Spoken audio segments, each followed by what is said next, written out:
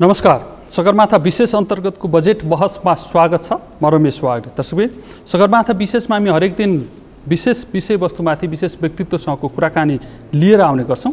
पछिल्लो समय गत 15 गते सरकारले आर्थिक वर्ष 2077-78 को बजेट सार्वजनिक गरेको छ, जुन बजेटमा कृषि क्षेत्रलाई सबैभन्दा बढी प्राथमिकतामा राखेर सहुलियत दिएको भनिएको छ। तर इतिहासमै पहिलो पटक रासायनिक मलमा, कृषि मलमा पनि ट्याक्स लगाइएको छ।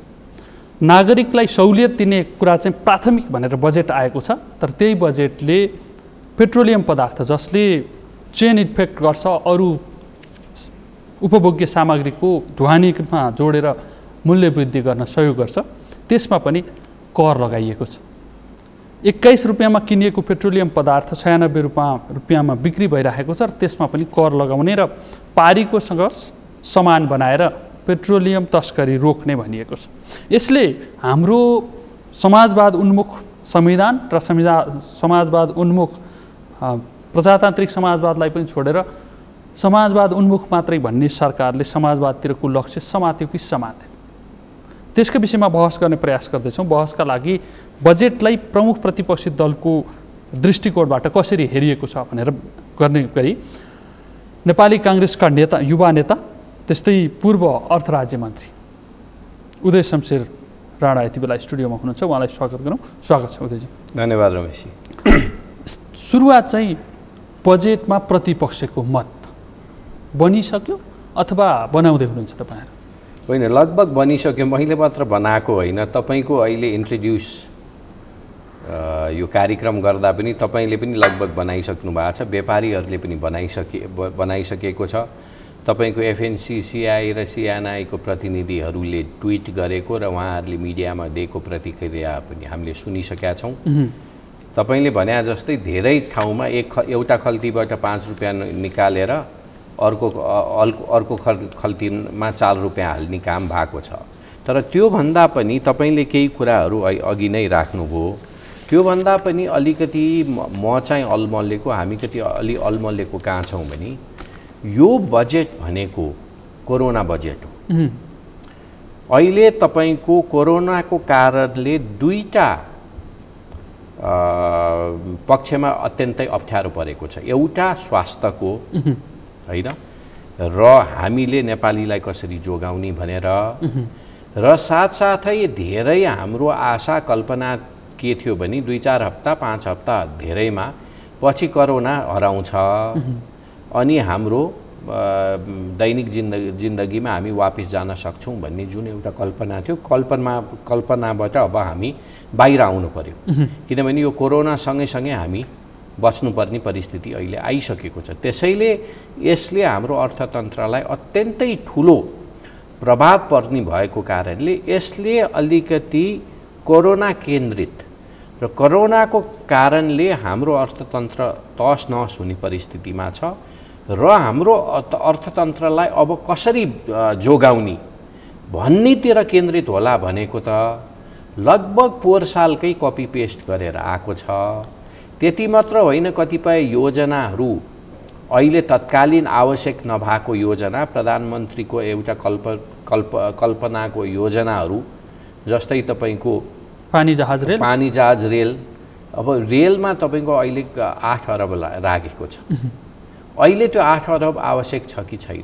आवश्यक मात्रै होइन, खर्च गर्ने क्षमता छ कि छैन? खर्च गर्ने क्षमतामा म अहिले आउँछु। अहिले तपाईँको प्रधानमन्त्री रोजगारी कोष भनेर योभन्दा पहिलाको बजेटमा 5 अरब राखेको थियो, 3 अरब खर्च भयो।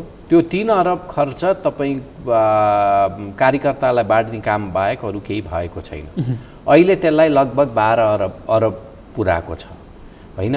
हाम्रो भनाइ अहिले तपाईँको अहिलेको परिस्थितिमा पनि मान्छे जोगाउने र मान्छे भुकमरीबाट नमर्ने परिस्थिति सृजना गर्ने जिम्मेवारी सरकारको हो। तर यो दुईटैबाट सरकार अहिले पन्छिरहेको छ। पुरानो बजेट लगभग झन्नै कपी पेस्ट गरेर त्यो पुरानो बजेट आएको छ र अहिले अर्थमन्त्रीले आएर म झुट्टा बोल्यो त भन्दिनँ, तर जनता आफैलाई अल्मलाउन उहाँले खोजिरहनु भएको छ। शब्दजालले।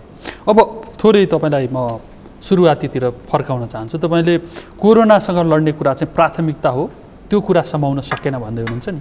हजुर। स्वास्थ्य क्षेत्रमा 22 अर्ब बजेट बढेको छ, 6 अर्ब कोरोनाको लागि मात्रै छुट्याइएको छ, त्यो तयारी होइन? अब तपाईँको त्यो चाहिँ कोरोनाबाट बच्नको निम्ति, कोरोनाको लागि मात्रै भनेर कोरोना शीर्षकमा 6 अर्ब 6 अर्ब, त्यो समग्रमा 22 अर्ब बढाइएको छ। स्वास्थ्य क्षेत्रमा पक्कै पनि अहिले बढाएको छ होइन, त्यो राम्रो पक्ष हो, यो आवश्यक पनि हो। तर हामी नेपालीहरू हेर्नुहोस्, आउने दिनमा कोरोना भन्दा पनि भोकमरीबाट नेपालीहरू बढी प्रभावित हुने सम्भावना अहिले हामीले झलक देखिसकेको छ। त्यसैले हाम्रो नेपाली युवा साथीहरूलाई रोजगारी उनीहरूको कसरी बचाउने, साथसाथै अब आउने 6 महिनामा 10 देखि 15 लाख युवाहरू अहिले जसले हाम्रो नेपालको अर्थतन्त्रलाई अत्यन्तै ठुलो सहयोग पुर्याएर बचाइदिएको थियो, ती साथीहरू अहिले पैसा पठाउन त छोडौँ, उनीहरू बेरोजगारी भएर यहाँ नेपालमा फर्किरहेछ। र यी साथीहरूलाई व्यवस्थित गर्ने केही योजना पनि देखिएन। अहिले हाम्रो मूल उद्देश्य भनेको भएको उद्योग, त्यो ठुलो उद्योग होस्, मध्यम स्तरको उद्योग होस्, सानो उद्योग होस्, तिनीहरूलाई जोगाउने हो नि हाम्रो उद्देश्य भनेको। तर तिनीहरूलाई जोगाउन कुनै खासै पहल भएको हामीले देखेनौँ। अहिले तपाईँको धेरैजसो देशमा विभिन्न स्टिमुलस प्याकेजहरू दिएको छ, तर हाम्रो देशमा खासै कुनै अब एयरलाइन्सलाई कोरोनासम्मको पार्किङ फी घटाइदिने छ, अलिअलि प्लेनको इन्धनको घटाइदिएको छ, शुल्क घटाइदिएको छ, रिफाइनेन्सिङमा पहिला 60 अरब हुन्थ्यो, अहिले 100 अरबसम्म पुऱ्याएको छ, एसएमईको निम्ति 50 करोड छुट्याएको छ। तर त्यो एकदम दाना छरेको जस्तै छरेको छ। तर त्यसलाई अहिले तत्कालीन समस्या के छ भने धेरै व्यापारहरूले अब ब्याङ्कको इन्ट्रेस्ट तिर्न नसक्ने परिस्थिति छ। त्यो इन्ट्रेस्ट रेट कसरी घटाउने भनेर त्यो मोनेटरी पोलिसीमा आउला। तपाईँ यता इन्ट्रेस्ट रेट घटाउने कुरा गर्दै हुनुहुन्छ, तर बजेट चाहिँ 250 अर्ब त राष्ट्रिय ऋण, आन्तरिक ऋणबाट बजेट निर्माण भएको छ। अब ब्याङ्कहरूमा भएको पैसा राष्ट्र ब्याङ्क मार्फत सरकारले 250 अर्ब लियो भनेदेखि नागरिकले ऋण खोज्दाखेरि पनि जति प्रतिशत भन्यो त्यति प्रतिशत तिरेर ब्याजमा पैसा लिनुपर्ने हुन्छ। होइन, त्यो मात्र होइन, त्यहाँ लिक्विडिटी क्राइसिसको प्रब्लम हुन्छ। तर त्यो परिस्थितिसम्म पनि पुग्ला भन्ने मलाई लाग्दैन। किनभने आजको दिन हाम्रो सरकारको सबैभन्दा कमजोर पक्ष भनेको खर्च गर्ने क्षमता। युवराज खतिवडाले पहिलो पटक जब बजेट ल्याएको थियो, त्यो बेलामा हाम्रो बजेट साइज भनेको 13 खरब 15 अरबको बजेट थियो। त्यो बेलामा पहिलो पटक एमाले सरकारले बजेट ल्याएको, हाईको सरकार, बजेटको त्यो बेला नीति तथा कार्यक्रम पनि काङ्ग्रेसले संसदमा पनि मौन समर्थनले पास गरेर यसको धेरै विरोध पनि आएको थियो, धेरै यसको बहस पनि चलेको थियो। हामीलाई एमाले र केपी ओलीलाई विरोध गरे भने हामी त एउटा देशद्रोही, देशघाती भन्ने हिसाबले हेर्ने, त्यति बेला त्यो समयमा पनि तपाईँको 13 खरब 15 अरबको बजेटमा जम्मा 11 खरब 10 अरब मात्र पैसा खर्च भएको छ। त्यो परिस्थितिमा अहिले तपाईँको झन्नै 15 खरब रुपियाँ, 15 खरब 33 अरबको अघिल्लो बजेट अहिले 14 खरब 74 अरब 64 करोड, झन्नै 15 कसरी खर्च गर्न सक्छ? त्यसैले यो चाहिँ लगभग हामीले पनि नेपाली काङ्ग्रेस पनि अत्यन्तै सिरियस छ यसमा। हामीले दुईटा समिति, एउटा मुख्य समिति डाक्टर रामशरण महतजीको संयोजकत्वमा र एउटा प्राइभेट सेक्टरलाई हेर्ने भनेर हामीले पनि रिपोर्ट अध्ययन गरेर त्यो हामीले सरकारलाई पनि पेश गरेको छौँ। हामीले त्यहाँ पनि भनेको छ बजेट साइज सानो होस् र साथसाथै स्टिमुलस प्याकेज चाहिन्छ भनेर हामीले भनेको थियौँ। अहिले तपाईँको त्यो खास हामीले देखेन। कुनै कुनै ठाउँमा कर घटाएको कुराहरू हामीले देखिरहेछौँ। तर अचम्म लाग्दो कुरा बिजुलीको गाडी पल्युसन लगायत विभिन्न कारणले हाम्रो अहिले 10% ट्याक्स थियो विद्युतीय सवारी, त्यो अहिले 80% त्यो त्यसमा ट्याक्स पुऱ्याएको छ। हाम्रो एउटा नेपाल भन्या हाइड्रो पावर केन्द्रित हाम्रो एउटा माध्यम, हाम्रो आर्थिक हाम्रो इकोनोमीको एउटा खम्बा भनेको हाम्रो ऊर्जा पनि हो। र हाम्रो जस्तो देशमा अचानक किन बढायो त्यसलाई हामीले बुझ्न सकेनौँ। होइन, विद्युतीय सवारीको विषयमा विद्युतीय सवारी साधनको विषयलाई लिएर बहस गरौँला। तर त्योभन्दा पनि ठुलो चाहिँ सरकारको मुख्य प्राथमिकताको क्षेत्र स्वास्थ्य पछिको कृषि हो। कृषि क्षेत्रलाई प्रवर्धन गर्ने गरी आएको बजेट भनिएको छ। तर त्यही बजेटमा कृषि मलमा इतिहासमै पहिलोपटक ट्याक्स लागेको छ। नागरिकलाई योभन्दा प्रभावित पार्ने कुरा के हुन्छ भन्ने कुरा चाहिँ सबैभन्दा पहिले चाहिँ तपाईँहरू प्रतिपक्षमा भएकोले, नागरिक आवाज बोल्ने भएकोले तपाईँहरूले बोल्नु होला भन्ने अपेक्षा हो। होइन, त्यो आवाज सुन्या छैन। होइन, बोल्ने अचम्ममा परिरहेको छ कृषकहरू। अचम्ममा पर्ने छैन, हामीले बोलिरहेको छौँ। यो हाम्रो जुन किसिमको बजेट आएको छ यसमा प्रतिपक्षले अब हाउस त भोलि सुरु हुने हो क्या अरे, होइन? यसमा छलफल भोलि सुरु हुने होला। हामीले गरिरहेछौँ। हिजो दिनभर पनि मैले टेलिभिजन स्टुडियोमा गएर कतिपय कुराहरू राखेको छौँ र यो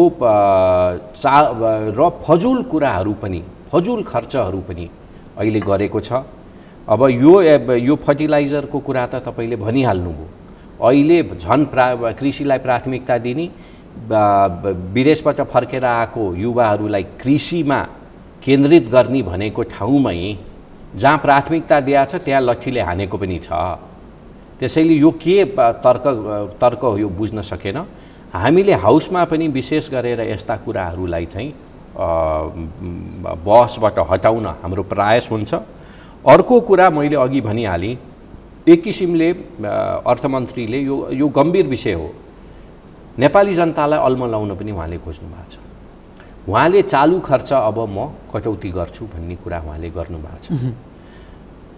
सार्वजनिक प्रशासन सुधार आयोग डिल्लीराज खनालजीको डाक्टर डिल्लीराज खनालजीको नेतृत्वमा त्यो समितिले लगभग चालु खर्च 20 देखि 30% घटाउन सक्छ भनेर त्यो रिपोर्ट दिएको सरकारलाई पेश गरेको छ। उहाँले त्यो रिपोर्टको नाम लिनुभयो। आयोग तथा समितिहरू भनेर 35 वटामा सीमित राख्ने होइन, अहिले तपाईँको मन्त्रालयको संख्या 16 मा सीमित राख्ने हैन हो।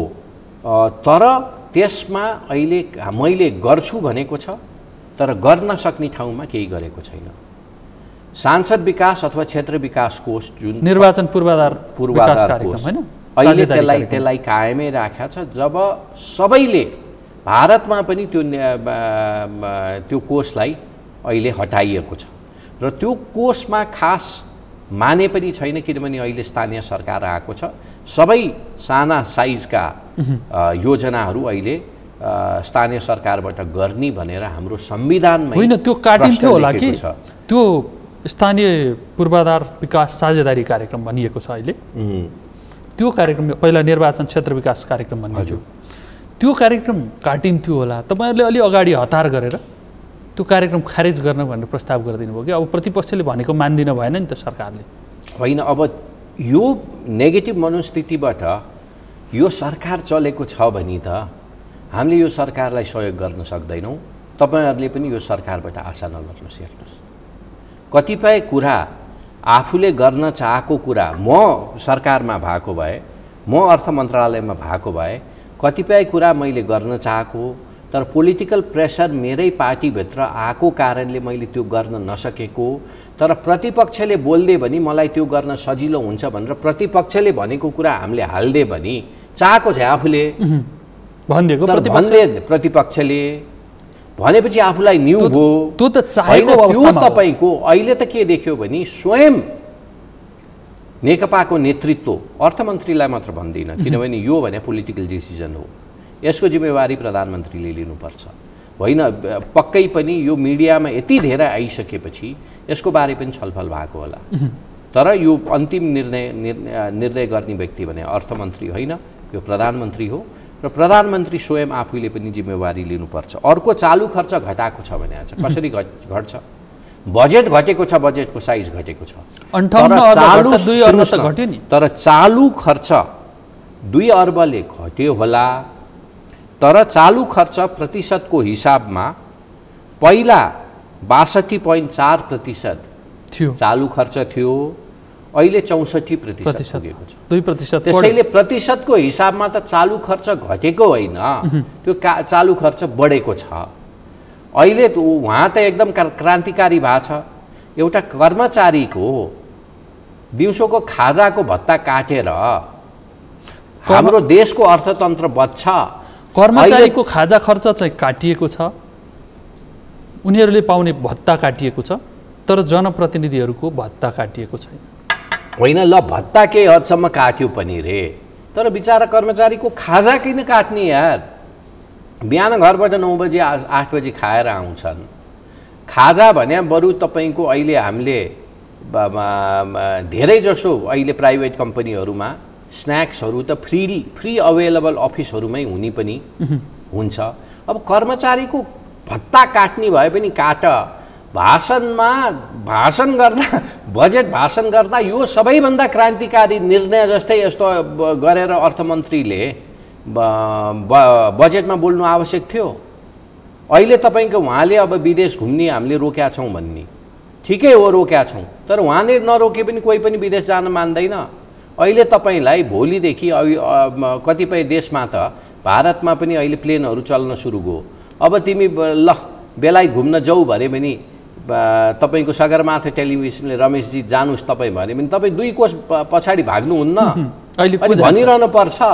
गर्न सक्ने चाहिँ नगर्ने, सानो 2 पैसाको कटौती गरेर 5 मिनट भाषण गर्ने, अनि तपाईँ सक्ने ठाउँमा चाहिँ केही नगर्ने। अब यो तपाईँको प्रधानमन्त्री रोजगारी कोषमा मेरो ठुलो आपत्ति छ।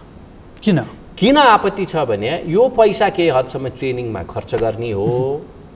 तर एउटा कुरा, सरकार र प्रधानमन्त्रीले रोजगारी बाँड्ने होइन, निजी क्षेत्रले रोजगारी बाँड्ने हो। जब निजी क्षेत्र चल्छ, निजी क्षेत्र अगाडि बढ्छ, रोजगारी आफै सृजना हुन्छ। तर त्यो रोजगारी सृजना गर्ने निजी क्षेत्रलाई चाहिँ डुब्न लागेको बेलामा इन्जेक्सन नदिने, इन्जेक्सनको सुई आफै लिएर, त्यो पनि सानो इन्जेक्सन पहिला थियो, ठुलो इन्जेक्सन दिएर म सबलाई बचाउँछु भन्दै हिँड्ने यो सरकार कति गैर जिम्मेवारी रहेछ। अहिले हाम्रै केही साथीहरूले पनि भनेको छ, अहिले यो सरकारले राष्ट्रताको कुरो, कालापानीको कुरो गर्छ, तर राष्ट्रता भनेको भूमि र माटो मात्र होइन, मान्छेको रगत, मान्छेको जीवन पनि राष्ट्रतासँग जोडिन्छ। अहिले यो सरकारलाई अहिले ठिकै हो, कोरोनाको निम्ति, स्वास्थ्यको निम्ति केही पैसा उठाएको छ, तर आजको दिनसम्म कोरोनाको तयारीको निम्ति यो सरकारले के गर्यो भन्ने प्रश्न म तपाईलाई पनि गर्न चाहन्छु। के गर्यो भन्नेको जवाफ चाहिँ आजै मात्र मैले लिएको छु। सुर्खेतमा 16,000 मान्छे आउँछन् भन्ने कर्णाली प्रदेशलाई कल्पना पनि रहेनछ। 16,000 मान्छे आउँदाखेरि आत्तिएको छ। अब त्यस्तै 16,000 3-4 पटक आउँछन् भनेर बल्ल अहिले आकलन गर्दैछ। अब त्यति मात्र होइन, अर्को पनि भन्दैछु, कपिल वस्तुमा कोरोना संक्रमण पुष्टि भइसक्यो, तर मानिसहरू जुन क्वारेन्टाइनमा शौचालयको व्यवस्था छैन, शुद्ध खानेपानीको व्यवस्था छैन, त्यही क्वारेन्टाइनमा उनीहरू बसिरहेका छन्। त्यहाँको स्थानीय तहले भन्दैछ 1 हप्ताभित्र आइसोलेसन सेन्टर बनाउँछु, विद्यालयलाई प्रयोग गर्छु भन्दैछ। रौतहटमा संक्रमित र स्वास्थ्यकर्मी तथा प्रहरीबीच झडप भएर 12 राउन्ड हवाई फायर गर्नुपर्यो। पूर्वी नाका झापा जहाँ 2700 मानिस भित्रिँदाखेरि उनीहरूको केही पनि परीक्षण गर्ने उपकरण नभएर सरासर भित्रिएको छ। अब तयारी के रहेछ भन्ने चाहिँ यसबाट देखिन्छ। होइन, त्यसैले यो सरकारलाई यो तयारी गर्नको निम्ति 4 महिना समय थियो। पहिलो पटक हाम्रो कोरोनाको केस नेपालमा देखियो माघ 9 गते, लगभग 4 महिना भयो होला। र तपाईले हामीले 2 महिना बढीको लकडाउन गरिसकेको छौँ। लकडाउन किन गर्यो? लकडाउन गरेर जनता घरमा बस्ने हो, तर सरकारको मेकानिजम, सरकारको संयन्त्र त काम गर्न पर्यो नि। सरकारले त कर्मचारीलाई बिदा दियो। अहिले तपाईको कर्मचारी पनि आधा कर्मचारीलाई दिए हुन्छ, तर तपाईको स्वास्थ्यको तपाईको यो मेडिकल स्टाफलाई एउटा पिपिई ल्याउन र तपाईको मास्क ल्याउन कत्रो महाभारत भएको हो। प्रक्रिया र 4 महिना होइन, त्यसमा भ्रष्टाचार, कम्पनी छनौट गर्ने समस्या रहेछ होइन, कम्पनी छनौट गरेपछि पनि ल्याउनै समस्या रहेछ, ल्याए वितरण गर्ने समस्या रहेछ। हाम्रो त्यो समस्याग्रस्त ठाउँको अर्को नाउँ चाहिँ हाम्रो देश रहेछ नि। त्यो अर्को कतिपय यही कुराहरू, यही सामग्रीहरू ल्याउनको निम्ति कतिपय नेपाली व्यापारीहरूले अहिले इन्टरनेटबाट अर्डर गरेर उनीहरूले ल्याइसकेको थियो। लकडाउन अगाडि नै जब एउटा 1-2वटा केस भयो, उनीहरूले आफ्नै प्राइभेट युजको निम्ति ल्याउन सक्ने, सरकार त्यत्रो संयन्त्र भएकोले ल्याउन नसक्ने, हुँदा सेना आफैलाई मुस्न खोज्ने। र तपाईँलाई थाहा छ आजको दिनसम्म सरकारले, केन्द्र सरकारले सबै स्थानीय तहलाई निर्देशन गरेको छ, क्वारेन्टाइन बनाऊ भनेर निर्देशन छ। तर किन नबनेको एउटा कारण के हो थाहा छ? सरकारले पैसा पठाएको छैन। 1 रुपियाँ पैसा आजको दिनसम्म, यो गतेसम्म स्थानीय तहमा केन्द्रले पैसा पठाएको छैन। राहतको निम्ति, खाद्यान्नको निम्ति केही पैसा नगरपालिकाहरूमा 20 लाख, महानगरपालिकाहरूमा 20 लाख, उपमहानगर नगरपालिकामा 12 देखि 15 लाख र गाउँपालिकामा 6 देखि 10 लाख बाहेक अरू कुनै पैसा गएको छैन। त्यो पैसा प्रदेशले पठाएको खाद्यान्न किन्न र क्वारेन्टाइनको निम्ति। क्वारेन्टाइन भने सस्तो चिज होइन, त्यहाँ तपाईको 5वटा बेसिक चिजलाई हामीले हेर्नुपर्छ। खानाको व्यवस्था, पानीको व्यवस्था, टोयलेटको व्यवस्था, सुत्ने व्यवस्था र त्यहाँ सफाई गर्ने व्यवस्था। यो सजिलो, यो सस्तो चिज होइन। केन्द्रले एउटा चिठी लेखिदिन्छ गर भनेर, तर त्यहाँ पैसा पठाउँदैन। पैसा नपठाइसकेपछि 2टा कुरा हुन्छ। एउटा पैसा नै आएको छैन, अलि पछि गरौँला, पैसा नै नआएपछि यो त यति इमर्जेन्सी होइन होला भनेर नगरपालिकाहरू अल्मलिरहेछ। तपाईले तपाईको सुर्खेतको कुरा गर्नुभयो, रौतडको कुरा गर्नुभयो, झापाको कुरा गर्नुभयो। ललितपुर महानगरपालिकाको मेयर उहाँ मेरै पार्टीको हुनुहुन्छ। अहिलेसम्म ललितपुर महानगरपालिकामा जम्मा 40 जनाको निम्ति क्वारेन्टाइन फेसिलिटी त्यो एन्फाको च्यासलको ट्रेनिङ ग्राउन्डमा त्यहाँ बनाएको छ। त्यसबाहेक छैन 40वटा। उहाँले अरू बनाउँछौँ तर मसँग अहिले पैसा छैन, पैसा पठाइदेऊ भनेर धेरैचोटि भनिसक्नुभयो। गोदावरी नगरपालिकाको मेयरसँग आज मेरो भेटघाट भएको थियो, उहाँ पनि मेरै पार्टीको हुनुहुन्छ। अब हामीले सबै वडामा बनाएको त छौँ, तर 1 पैसा हामीलाई सरकारले पठाएको छैन। अहिले कोरोनाको कोष खडा गरेर त्यो पैसा, त्यो कोरोना कोष प्रयोग कोषको निम्ति गर्ने, त्यो जनताको निम्ति गर्ने होइन। तपाईको लाखौं मान्छे तपाईको हप्ताौं हिँडेर बच्चा हातमा बोकेर खाली पेट चप्पल लगाएर काठमाडौँबाट भागेर जानुपर्ने परिस्थिति आएको छ। गएको कारण के खान नपाएर हो नि त। त्यो व्यवस्था सरकारले गर्न सकेन। अनि सबै स्थानीय तहलाई को टाउकोमा हाल्दिने, बजेट पठाइदिएको छ नि, स्थानीय तहलाई पैसा नदिने, पैसा नदी क्वारेन्टाइन बन्छ। बजेट छ नि स्थानीय तहसँग, स्थानीय तहसँग तपाईको बजेट छ, तर सरकारले लेखेर दिनुपर्छ।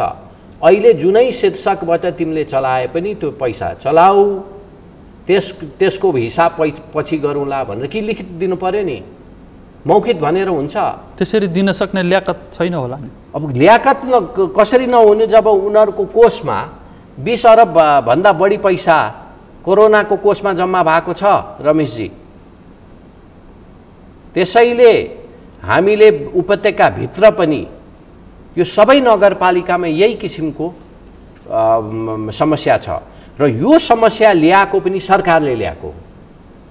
तपाईको बोर्डरमा हामीले तपाईको बोर्डरमा अहिले हाम्रो नेपालीहरू जब भारतबाट फर्के उनीहरूलाई नेपाल आउने उनीहरूको अधिकार हो। त्योबाट हामीले कहिले वञ्चित गर्न सक्दैनौँ। केपी ओलीका 2/3 सरकारले पनि गर्न सक्दैन। अब त 2/3 पनि छैन। उहाँहरू आइसकेपछि बोर्डरमा रोकियो, त्यहाँ 14 दिन क्वारेन्टाइनमा बस्यो। ज्ञानी भएर धेरै नेपालीहरू क्वारेन्टाइनमै बसे। 14 होइन 50 दिनपछि फर्किनु। तर 14 दिनको क्वारेन्टाइन सकिसकेपछि त्यहाँबाट इन्डियन क्वारेन्टाइनले उहाँहरूलाई बाहिर जाऊ भने, ल तिमीहरू घर गए हुन्छ भन्यो। तर बोर्डरमा रोकिएको छ। तर उहाँहरूले के बुझ्नुपर्छ भने बोर्डरमा रोकेर रोकिन्न, किनभने हाम्रो खुला सिमाना हो।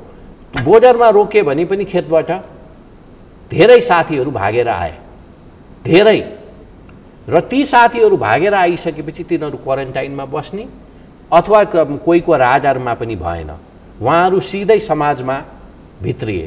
समाजमा भित्रिने बित्तिकै अहिले त्यो तपाईँको 1 हप्ता 10 दिनमा हेर्नुहोस् त परिणाम अहिले 200बाट अहिले 1200 नागिसक्यो। 1200 नागिरहेछ। लगभग 6000 पेन्डिङमा छन् जसको रिपोर्ट आइसकेको छ। त्यसैले यो सरकारले पनि जिम्मेवारी त लिनु पर्यो नि। सरकारले जिम्मेवारी लिनु पर्यो। तर सरकारको मूल्याङ्कन एउटा नागरिकले कसरी गर्छ भन्ने एउटा उदाहरण तपाईँलाई दिन्छु।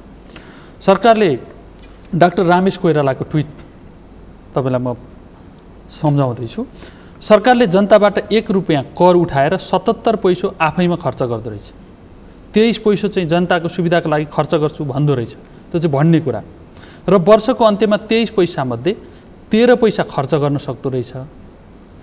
त्यस खर्च गरेको 10 पैसामा 3 पैसा घुस र 3 पैसा ठेकेदारमा नाफा हुँदो रहेछ काम गरेको मध्ये पनि।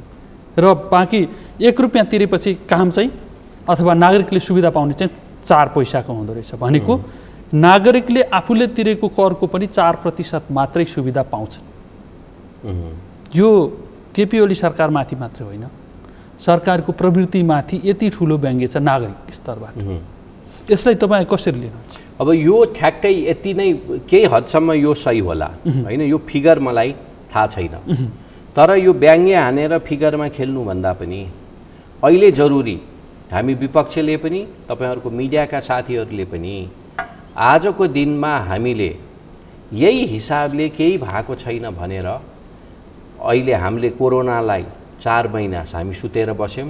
परिणाम अहिले हामीले देखिसक्नुभयो र साथसाथै अहिले पनि हाम्रो अर्थतन्त्रमा हामीले ध्यान दिएर सरकारले भएको व्यापारहरूलाई अहिले कुनै पनि व्यापारीलाई फाइदामुलक अथवा फाइदामा जान हामीले केन्द्रित गरेको होइन। व्यापारी स्वयंको भनाइ के छ भने 1 वर्ष हामी बचौं मात्र, केही नोक्सान पनि थेगौँला, तर हामीले आफ्नो पसल नथुन्न परोस्, किराना पसल नथुन्नुहोस्, सिमेन्ट फ्याक्ट्री नथुन्नुहोस्। हामी 1-2 वर्ष यसलाई हामी थेग्न सके भने त्यो पछि त हामी जे गर्ने गरिहाल्छौं नि, हामीलाई बचाइदेऊ, हामीलाई नाफा चाहिएको छैन भन्ने उद्देश्यले अहिले व्यापारीहरूले कुरा गरिरहेको छ। तर कुनै पनि एउटा स्टिमुलस प्याकेज पनि ठोस रूपमा अहिले आएको छैन। होइन नेपालमा मात्र यस्तो हुने र कम्युनिस्ट शासनमा मात्र यस्तो हुने हो होइन। मैले व्यापारीलाई बचाऊ भनेको होइन, तर कुनै पनि एउटा किराना पसलमा पनि 2 जनाले काम गरे हुन्छ, एउटा सिमेन्ट फ्याक्ट्रीमा 5000 ले काम गरे हुन्छ। त्यो सिमेन्ट फ्याक्ट्री थुने भने पनि त्यहाँ काम गर्ने कामगरहरू पनि बेरोजगारी हुन्छ। 1 जना काम गर्ने मान्छेले आफ्नो 5 जनाको परिवार पालेको हुन्छ।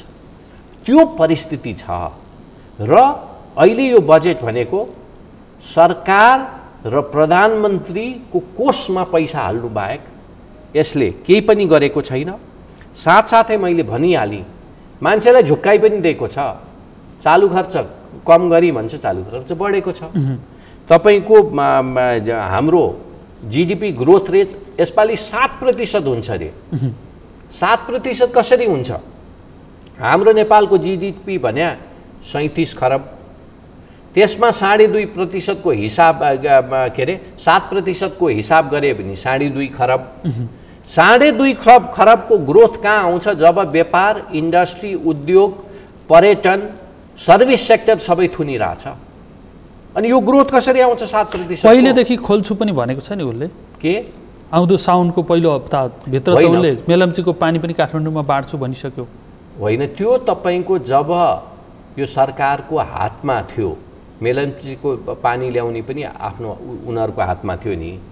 त्यो इटालियन कम्पनीलाई घुस नमागेको भए सायद त्यो इटालियन कम्पनी पनि भाग्दैन थियो होला।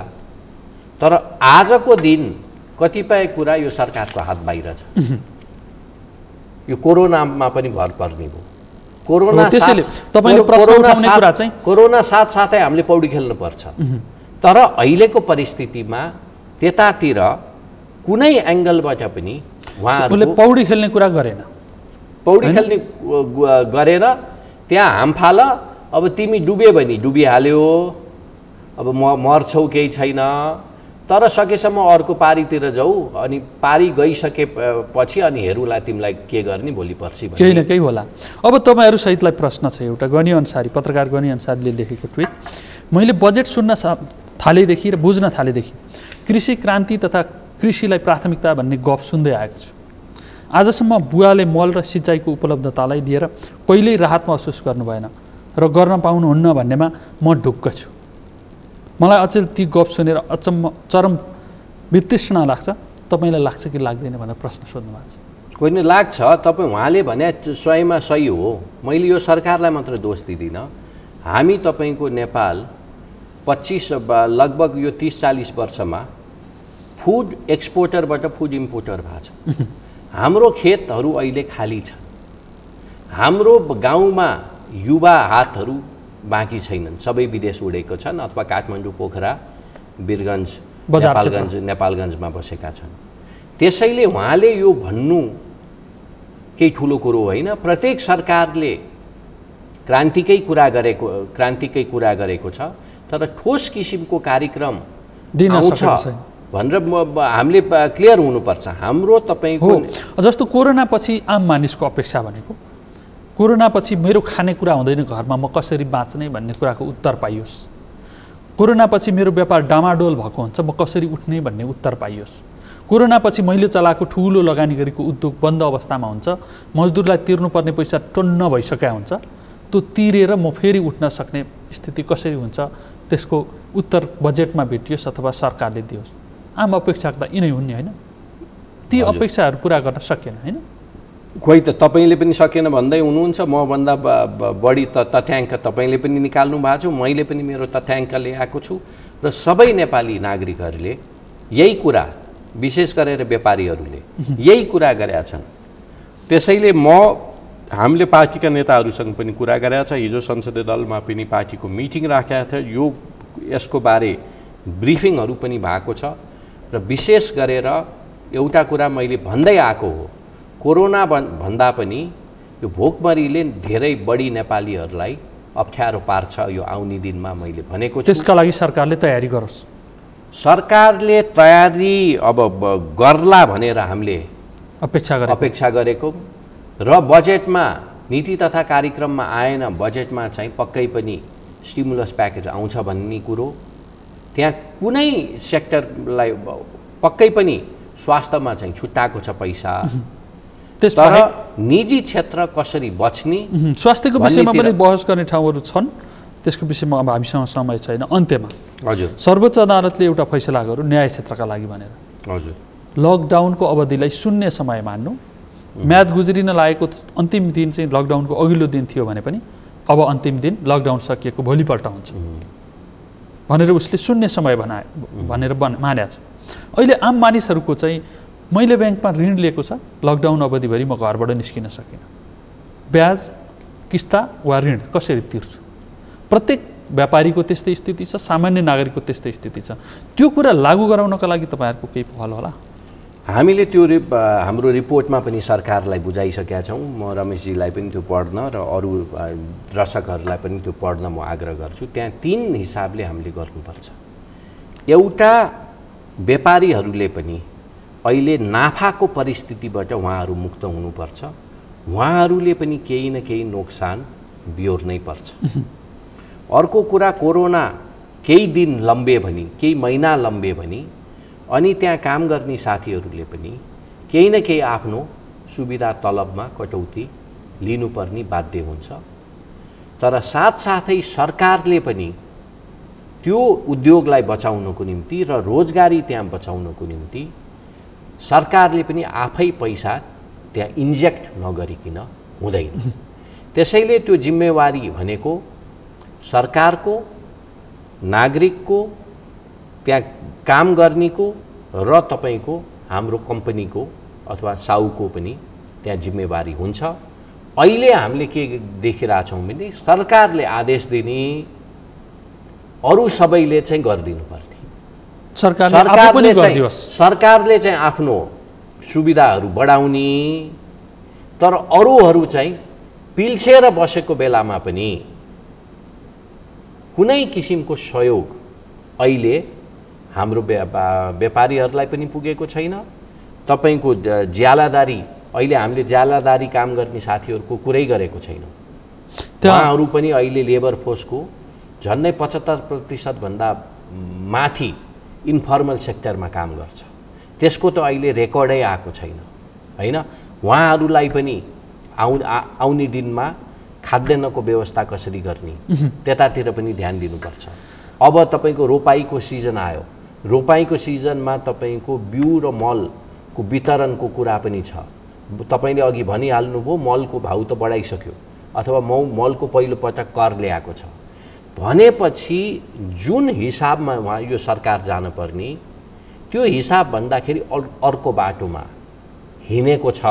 अब यसलाई सच्याउने ठाउँ भनेको चाहिँ संसदमा उसले तपाईहरू प्रतिपक्षका आवाजहरू पनि सुनिसकेपछि, नागरिक आवाज पनि सुनिसकेपछि सच्याउने ठाउँ यहाँ रहेछन् भनेर सच्यायो भनेदेखि गन्तव्य समाउन सक्छ। हजुर, तर मूल कुरो के हो भने जबसम्म सरकारले अर्थतन्त्रमा पैसा हाल्दैन विभिन्न च्यानल मार्फत, जनता भोकै मर्ने परिस्थितिबाट त्यहाँ खाद्यान्न स्थानीय तहबाट मार्फत बाँडेर पनि जनता त बचाउनु पर्यो नि। जबसम्म पैसा सरकारको ढुकुटीबाट निस्किँदैन तबसम्म केही हुँदैन। र यो सरकारले ढुकुटीबाट एक पैसा दिन नखोज्ने, जे जनताले गर्छ। यसपालि राजस्व पनि कम भएको छ, सकेसम्म सबै पैसा हामी नै राखौँ भनेर जुन हाम्रो पहिलो ट्विट पढ्नु भयो नि, त्यो ट्विट र अहिलेको बजेट लगभग मिलेको जस्तो मलाई लाग्छ। हस्, तपाईलाई समय र विचारका लागि धेरै धेरै धन्यवाद। हस्, धन्यवाद रमेश। दर्शकबिन तपाईँलाई पनि धन्यवाद। यतिन्जेल हेरेर साथ दिनुभयो। कार्यक्रमको समय सकिएको छ। सरकारले ल्याएको बजेटका केस्रा केलाउनु पर्नेछ। ल्याउँदाखेरि असाध्यै राम्रो जस्तो लागेका कुराहरू कार्यान्वयनका सन्दर्भमा के हुन्छन् भनेर छान्दै जाँदाखेरि नकारात्मक पाटोहरू धेरै निस्किँदै गएका छन्। सहुलियतमा केन्द्रित भनिएको बजेटमा नागरिककै ढाड सेक्ने प्रावधानहरू पनि पर्याप्त भेटिन थालेका छन्। यस्ता कुरालाई सरकारले समयमै सोचेर नागरिकलाई राहत दिने कुरा प्राथमिकता यदि हो भनेदेखि उसले नढाँटिकन त्यस्ता विषयहरू बजेटमा आएका भए पनि सच्याउनका लागि तयार बनोस्। सरकारलाई यही आग्रह गर्दै कार्यक्रमबाट बिदा माग्ने समय भएको छ। म सहित सम्पूर्ण युनिटलाई बिदा दिनुहोस्। सगरमाथा टेलिभिजन हेर्दै गर्नुहोला। नमस्कार।